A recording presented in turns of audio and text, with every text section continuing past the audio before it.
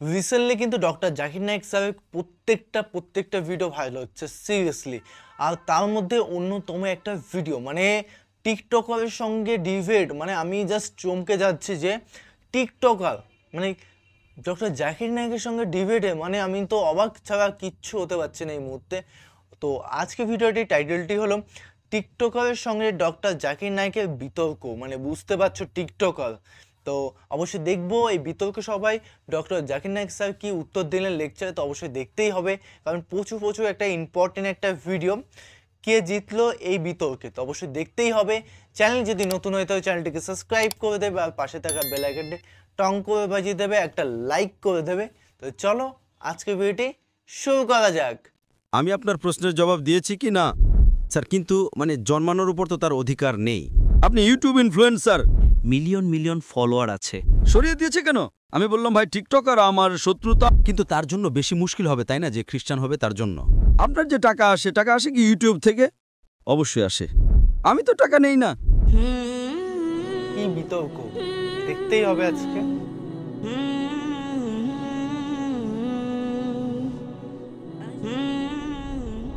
আসসালামু আলাইকুম। আমার নাম আব্দুল বাসিত রিন্দ। আমি একজন সোশ্যাল মিডিয়া ইনফ্লুয়েন্সার। আমার বিভিন্ন প্ল্যাটফর্মে মিলিয়ন ফলোয়ার আছে, সোশ্যাল মিডিয়া প্ল্যাটফর্মে। আমার প্রশ্ন হলো যে আমি এক মুসলিম পরিবারে জন্মেছি, আমার বাবা মা মুসলমান ছিলেন, আমি এক নিষ্পাপ শিশু, আমি তো কিছুই জানতাম না। আমি যখন জন্মেছি এবং বড় হয়েছি তখন আমার মন সেই জিনিসটিকে মেনে নেই যা আমার বাবা মা আমাকে শিখিয়েছেন। যেহেতু আমি মুসলিম পরিবারে জন্মেছি তাই আমি ইসলামকে মন থেকে সত্য মনে করি।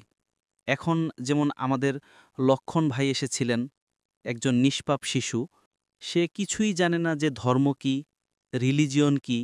আর সে যদি খ্রিস্টান পরিবারে জন্মায় বা হিন্দু পরিবারে জন্মায় তো সে সেই জিনিসটাকেই ফলো করে, সেই জিনিসটাকেই তার মন মেনে নেয় যা তার বাবা মা তাকে শিখিয়েছেন এবং তার মনে ঢুকিয়েছেন।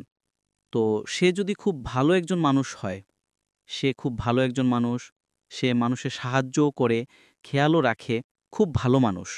কিন্তু যদি সে এই অবস্থায় মারা যায় তাহলে কি সে জাহান্নামে যাবে না জান্নাতে যাবে? যদি জাহান্নামে যায় তো এটা কি ন্যায় না অন্যায়? ভাই সাহেব, আপনার নাম কি বলেছিলেন? আব্দুল বাসিত রিন্দ। আব্দুল বাসিত বাসিত রিন্দ। রিন্দ। রিন্দ একটি বেলুচি জাতি। রিন্দ। যে রিন্দ। আব্দুল কাদির ইসলাম আব্দুল বাসিত। হুম। শেখ আব্দুল বাসিত ভালো কারি ছিলেন মাশাল্লাহ। ভাই আব্দুল বাসিত খুব ভালো প্রশ্ন করেছেন। বলেছেন আমি মুসলিম পরিবারে জন্মেছি, আমার বাবা মা মুসলমান ছিলেন, আলহামদুলিল্লাহ আছেন না। আপনি ছিলেন বলেছেন কিন্তু ভুল হয়ে গেছে। মুসলমান আছেন, যা তারা শিখিয়েছেন আমি কবুল করেছি। আমার লক্ষণ ভাই হিন্দু ছিলেন, হিন্দু হয়ে গেছেন। আব্দুল বাসিত বলেছেন যা আমার বাবা মা বলেছেন আমি মেনে নিয়েছি। আব্দুল বাসিত সাহেব, যদি আপনার বাবা মা আজ বলেন 2 আর 2 5, আপনি মানবেন? মানব না। তো এই বলা যে যা মানবো বাবা না। মা বলেছেন আমি মেনে নিয়েছি সঠিক নয়। যখন আপনি শিশু ছিলেন তখন হয়তো মেনে নিতেন, ঠিক 2 বছর বয়সে মা বললেন 2 আর 2 5, তখন আপনি হ্যাঁ বলবেন, ঠিক কিনা? আজ বললে কি আপনি মানবেন? মানব না। Very good. তো ইসলামের এই কথা আল্লাহ রাসূল সাল্লাল্লাহু আলাইহি ওয়াসাল্লাম বলেন যে যতক্ষণ শিশু প্রাপ্তবয়স্ক না হয় ততক্ষণ তাদের উপর কলম লেখা হয় না, অর্থাৎ সে নিষ্পাপ। যদি লক্ষণ যে এখন প্রাপ্তবয়স্ক 25 বছর, 30 বছর, 35 বছর, জানি না, এখান থেকে দূরে দেখা যাচ্ছিল না, কিন্তু প্রাপ্তবয়স্ক তো, তাই না? যদি কোনো অমুসলিম হিন্দু পরিবারে জন্মায় বা খ্রিস্টান পরিবারে জন্মায় এবং প্রাপ্তবয়স্ক হওয়ার আগে 10 বছর বয়সে বা 8 বছর বয়সে তার মৃত্যু হয়ে যায়, তাহলে সে জাহান্নামে যাবে না, কারণ সে নিষ্পাপ। আপনি বুঝছেন? হ্যাঁ। কিন্তু একজন মানুষ যখন প্রাপ্তবয়স্ক হয়ে যায় তখন সে দায়ী। বাবা মাকে দোষী করা যাবে না। আজকের তারিখে আমি আপনাকে জিজ্ঞেস করেছি আপনার বাবা মা বলবেন 2 আর 2 5, আপনি মানবেন? আপনি বলেছেন না। তার মানে আজ আপনার বাবা আপনার মাতা যদি কোনো ভুল কথা বলেন, আপনার জ্ঞান বুদ্ধি এসেছে, আপনি কিছু কিছু ক্ষেত্রে ভুল জিনিসটা মেনে নেবেন, কিন্তু বেশিরভাগ ভুল জিনিসটাই মানবেন না। আপনি আপনার বাবা মাকে ভালোবাসেন, বাবা মাকে ভালোবাসেন, তার মানে এই না যে আপনি তাদের বিরুদ্ধে।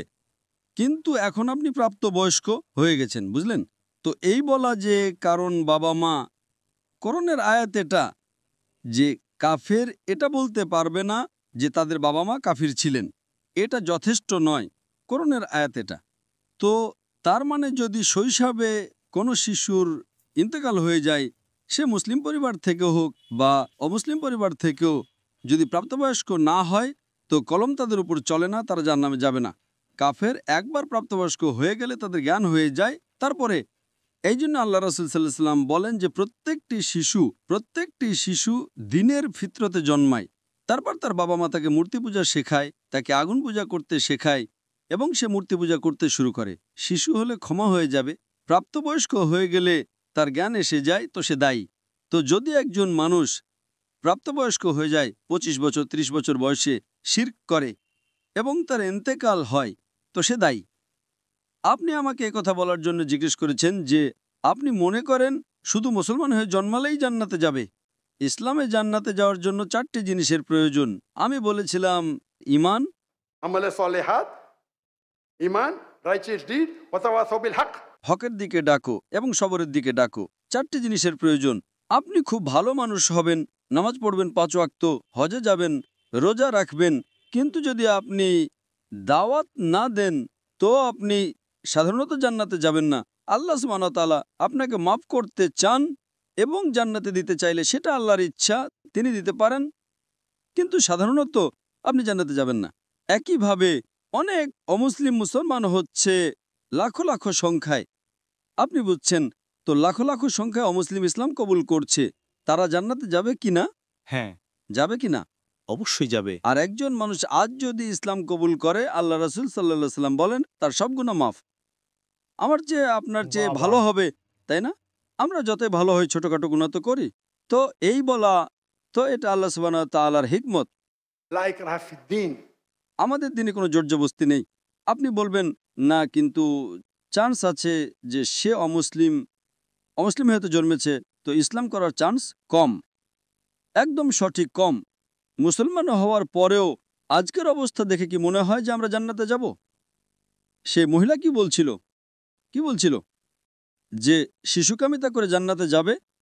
আপনার কি মনে হয়? সেটা তো আমাদের ইসলামিক শিক্ষায় নেই, একদমই না। কিন্তু জান্নাতে যাবে কি? সে মুসলমান যদি নিজেকে মুসলমান বলে আর পেডোফিলিয়া করে, জান্নাতে যাবে? একদম না। যদি সেই মহিলা সঠিক হয় যে পেডোফিলিয়া আছে, তো তার প্রথম অংশ ভুল, সে মুসলমানই নয়। হ্যাঁ, নাম হবে, কালিমা পড়বে, কিন্তু এটা বলা যে আমরা দিনই, এটা ভুল। যদি সে ক্ষমা প্রার্থনা করে, আল্লাহ তাকে মাফ করতে পারেন যে কোনো গুনাহ, কিন্তু এটা বলা যে ইসলামিক নামের মুসলমান হবে বা অনুশীলনকারী মুসলমান হবে। তো আমাদের ভুল বোঝাবুঝি আছে যে মুসলমান পরিবারে জন্মালো তো জান্নাতের টিকিট পেয়ে গেল, এটা আমাদের ভুল বোঝাবুঝি। আমি নিজেও জিহাদ করছি, আমিও জানি না আমার জান্নাতের টিকিট আছে কিনা, এজন্য মেহনত করি, রাত জাগি, দোয়া করে আল্লাহ তাআলা কবুল করুন। আল্লাহ রাসূল সাল্লাল্লাহু আলাইহি ওয়াসাল্লাম প্রতিদিন 70 বার ইস্তেগফার করতেন। কতবার? 70 বার। তো এবার আল্লাহ রাসূল পৃথিবীর সবচেয়ে সেরা মানুষ, সবচেয়ে বেশি মুসলমান 70 বার ইস্তেগফার করতেন। বলতেন যে আমার রব যে আমাকে এত নিয়ামত দেয়, আমি যা কিছু করি মাফ করে, আমি যদি ইস্তেগফার না করি তো কে করবে? তো এটা আজকের আমাদের সমাজে ভুল বোঝাবুঝি আছে যে আমরা মুসলমান তো ব্যাস জান্নাতের টিকিট পেয়ে গেলাম। আমরা দোয়া করি আল্লাহ তাআলা আমাদের মাফ করুন। তো আল্লাহ সুবহানাহু ওয়া তাআলা যদি কোনো অমুসলিম জন্মায় এবং প্রাপ্তবয়স্ক হওয়ার আগে মারা যায় তো সে জাহান্নামে যাবে না। প্রাপ্তবয়স্ক হওয়ার পর তার ভুল আছে, সে দায়ী। যেভাবে আপনি বলেন 2 আর 2 5 আমি মানব না, তো সে কেন মানবে যে মূর্তি পূজা ভুল? আপনি বুঝছেন, কারণ আল্লাহ সুবহানাহু ওয়া তাআলা আমাদের সৃষ্টিকর্তা, আমাদের মালিক, তিনি এত নিয়ামত দিয়েছেন আমাদের, আমরা তার শুকরিয়া আদায় করতে পারি না। গণিতে ভুল করা কি একটু গুনাহ? যদি কোনো মুসলমান 2 আর 2 5 বলে জান্নাতে যাবে? আপনি বলবেন ভাই জ্ঞান নেই, গণিতে দুর্বল, ঠিক কিনা? আপনি তো তাকে মারতে পারবেন না, তাই না? পারবেন না তো? তো কে বড় গুনাহগার, 2 আর 2 5 বলা লোক নাকি যে মূর্তি পূজা করে? মূর্তি পূজা অবশ্যই। আল্লাহ আমাদের এত নিয়ামত দিয়েছেন, তাই না? আমরা আল্লাহর শুকরিয়া আদায় করি। কত লোক শুকরিয়া আদায় করে যে আল্লাহ আমাদের এত ভালো ঘর দিয়েছেন, এত ভালো পোশাক দিয়েছেন, এত ভালো গাড়ি দিয়েছেন, খাবার দিয়েছেন। আমরা কতবার শুকরিয়া আদায় করি পানি পান করার জন্য। যদি কিছুদিনের জন্য 2-3 সপ্তাহের জন্য পানি না পাই মারা যাব, কতবার শুকরিয়া আদায় করি। আমি জিজ্ঞেস করতে চাই এই বিশাল মজমা থেকে কত লোক আল্লাহর শুকরিয়া আদায় করেছে যে তিনি আমাদের শ্বাস অক্সিজেন দিচ্ছেন? কত লোক আল্লাহর শুকরিয়া আদায় করেছে? হাত উপরে করো। শ্বাস প্রশ্বাসের জন্য, শ্বাস প্রশ্বাসের জন্য, পানির জন্য নয়। যে আল্লাহ তাআলা আমাদের বাতাস দিচ্ছেন যাতে আমরা বাঁচতে পারি, আধা ঘন্টার জন্য আমরা বাতাস না পেলে মারা যাব। কত লোক আল্লাহর শুকরিয়া আদায় করেছে শ্বাস প্রশ্বাসের জন্য? 4-5%। মাশাআল্লাহ, আপনি হয়তো আমার লেকচার শুনেছেন। আপনি লেকচার শুনেছিলেন? জীবনের উদ্দেশ্য কি? কত লোক আমার লেকচার শুনেছে আজকের আগে? জীবনের উদ্দেশ্য কি? হাত উপরে করো। মাশাআল্লাহ, তার চেয়ে বেশি সংখ্যা। মানে আপনি যদি লেকচার শুনে থাকেন, তো লেকচার আমি এটাই বলি, এখানে একটু সময়ের অভাব ছিল, তাই লেকচারের পর আমি বলছি আমি যে শ্বাস নেই তার তো শুকরিয়া আদায় করা উচিত। তো আমরা কত অকৃতজ্ঞ। আল্লাহ তাআলা বলেন, যখন আল্লাহ তাআলা আপনার সব মুশকিল দূর করে দেন, আপনি আল্লাহকে ভুলে যান, মুশকিল এলে আবার আল্লাহকে স্মরণ করেন। তো আপনার প্রশ্ন সম্পর্কে, যদি একজন অমুসলিম প্রাপ্তবয়স্ক হয়ে যায়, হওয়ার পর তার ক্ষমা নেই, হওয়ার আগে ক্ষমা আছে। স্যার, আমি ভাগ্যবান যে আমি মুসলিম পরিবারে জন্মেছি, কিন্তু তুলনামূলকভাবে যদি কেউ খ্রিস্টান পরিবারে জন্মায়, তো এটা তো তার ভুল নয় যে সে ওই পরিবারে জন্মেছে, তার জন্য তো বেশি মুশকিল হবে, তাই না? ভাই সাহেব, আপনি আমার প্রশ্নের জবাব শুনেছেন কি শোনেননি? হ্যাঁ, অবশ্যই শুনেছি। আমি এর জবাব দিয়েছি কি না? স্যার, কিন্তু জন্মানোর উপর তো তার অধিকার নেই।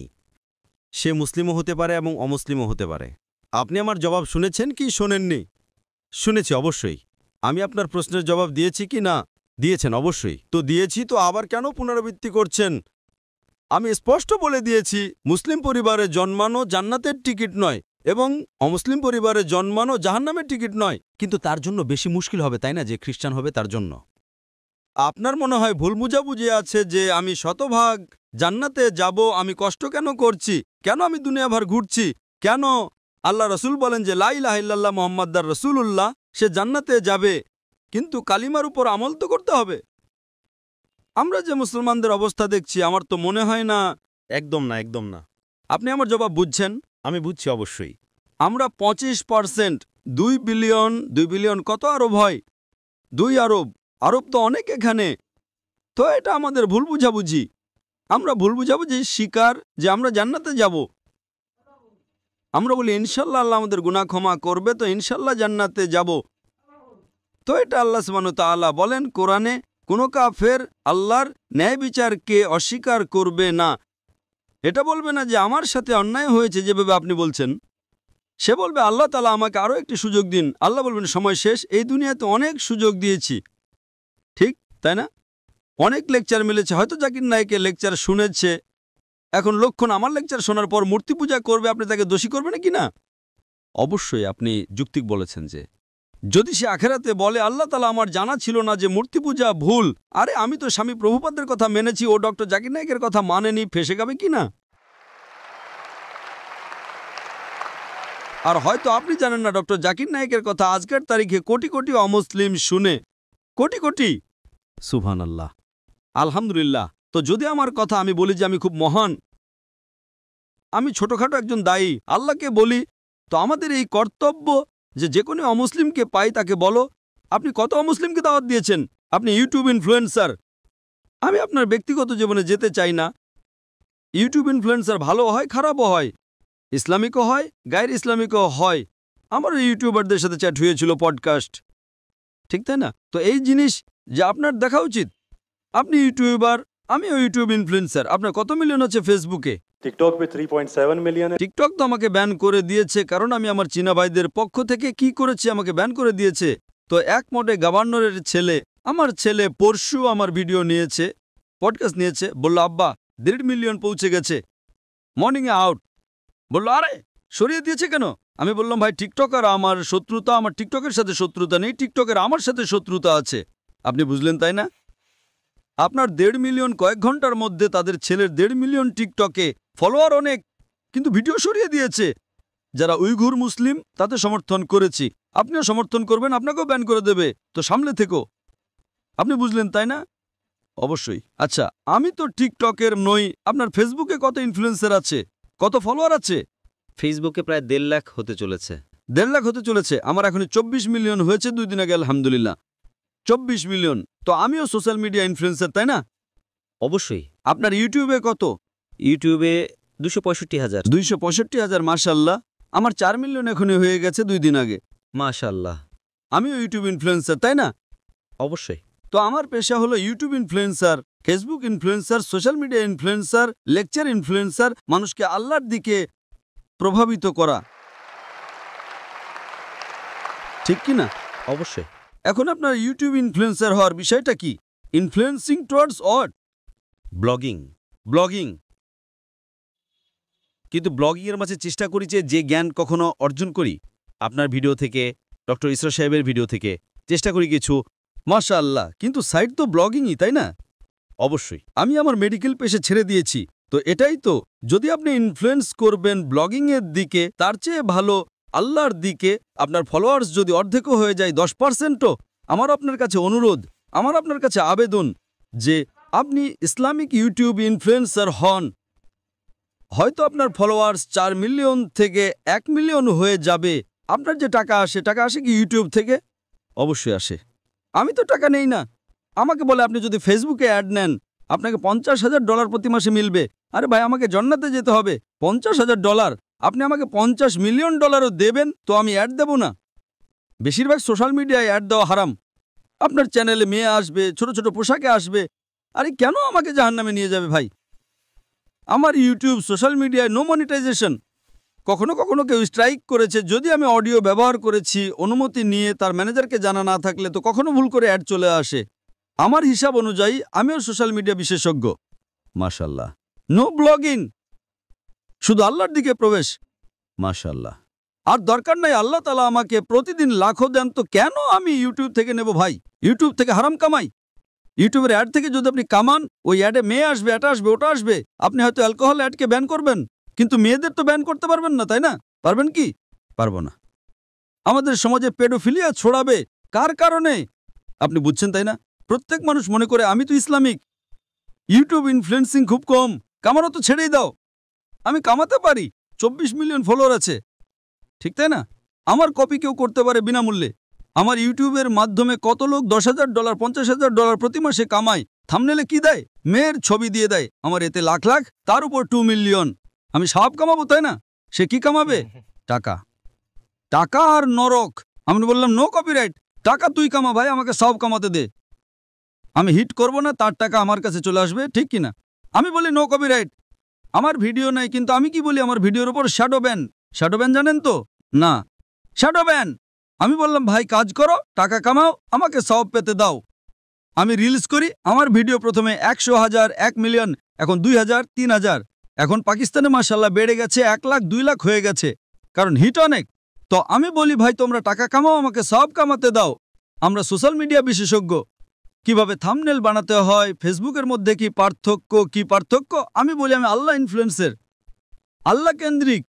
আমার আপনার কাছে অনুরোধ, আমার আপনার কাছে আবেদন, আমি ভালোবাসার সহ আমার ভাই আব্দুল বাসিত, আল্লাহর দিকে লোক। আল্লাহ যদি আপনাকে হুনর দিয়েছেন ইনফ্লুয়েন্স করার, আল্লাহর দিকে ইনফ্লুয়েন্স করো। ইনশাল্লাহ আপনার ফলোয়িং ডবল ট্রিপল হয়ে যাবে ইনশাআল্লাহ। আল্লাহর তৌফিক দিন। আর আল্লাহ তাআলা আপনাকে রিজিক দেবেন, যে রিজিক আপনার এতে আসবে কেউ বের করতে পারবে না। আল্লাহ দেখেন হারামের রিজিক না হালালের রিজিক। আপনি মনে করেন যে আপনি অ্যাড বন্ধ করে দেবেন তো রিজিক বন্ধ হয়ে যাবে, অ্যাড বন্ধ করো, রিজিক ডাবল হয়ে যাবে ইনশাআল্লাহ। আল্লাহ তাআলার অনেক দরজা খুলবে। আপনি বললেন আপনি আমার দ্বারা ইনফ্লুয়েসড হয়েছেন, একদম সঠিক। টোটালি ইনফ্লুয়েসড হননি। যদি টোটালি ইনফ্লুয়েসড হতেন তো ইনশাআল্লাহ আপনি ডক্টর ইসরার আহমদ দ্বারা ইনফ্লুয়েসড হয়েছেন। আপনি যদি ডক্টর ইসরার আহমদকে বলেন আমি ব্লগিং করছি, খুশি হবেন? একদম না। আল্লাহ আপনাকে হিদায়েত দিন, আল্লাহ আপনাকে প্রতিদান দিন। আপনি ভালো কাজ করছেন ইনশাআল্লাহ, খালি একটু টুইস্ট নিয়ে আসুন। যে আমার পডকাস্ট করেছে বা যা করেছে আমি তাকে হিদায়েত দিয়েছি। না না ডক্টর সাহেব, আমি তো নতুন চ্যানেল ব্যবহার করেছি। ভালো কথা করো ভাই। একদিনে 1.2 মিলিয়ন। একদিনে কত? 1.2 মিলিয়ন। 1.2 মিলিয়ন ভিউয়ার আমার ছেলে ট্র্যাক করছিল। 2 দিনে 2 মিলিয়ন। এখনই পডকাস্ট মালয়েশিয়া এসেছিল আমার কাছে নেওয়ার জন্যে। হ্যাঁ লোক ভাই, চলো ভাই পাকিস্তানি, মোহব্বত করে আলহামদুলিল্লাহ এখন 5 মিলিয়নের উপরে হয়ে গেছে এক সপ্তাহে। একদিনে 1.2 মিলিয়ন। যে আমিও ভিডিও দেখেছি, ভালো তাই না? ভালো লেগেছে? 1.2 মিলিয়ন একদিনে, 24 ঘন্টারও কম সময়ে, ভালো তাই না?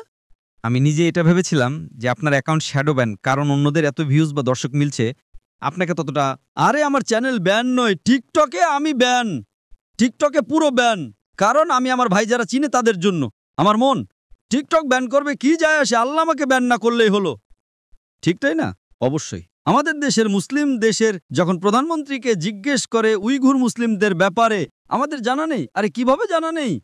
আপনি যদি মুসলিম দেশের প্রধানমন্ত্রী হন, আপনাকে জিজ্ঞেস করা হয় উইঘুর মুসলিমদের ব্যাপারে, আপনি বলেন জানা নেই। কি হয়ে গেছে আমাদের সমাজের?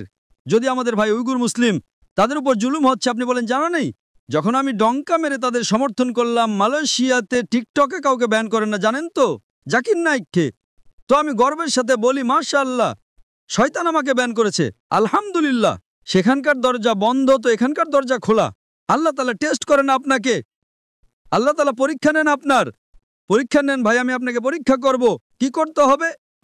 আল্লাহ কেন্দ্রিক হন, মানুষকে আল্লাহর দিকে নিয়ে আসুন, আল্লাহ ইনফ্লুয়েন্সার হন। ইনশাআল্লাহ দুনিয়াতে ফায়দা হবে কি হবে না, আখিরাতে আপনার জান্নাত কনফার্ম। আশা করি উত্তর পেয়েছেন। ধন্যবাদ স্যার। সো গাইজ, ভিডিওটি দেখলাম জাস্ট আমি অবাক। আজকে সিরিয়াসলি ডক্টর জাকির নাইক সাহেবের ভিডিও দেখে আমি তো অবাক, কারণ উনি সোশ্যাল মিডিয়া সম্পর্কে এত তথ্য জানেন যেটা আমি শুনে নিজেই শকড।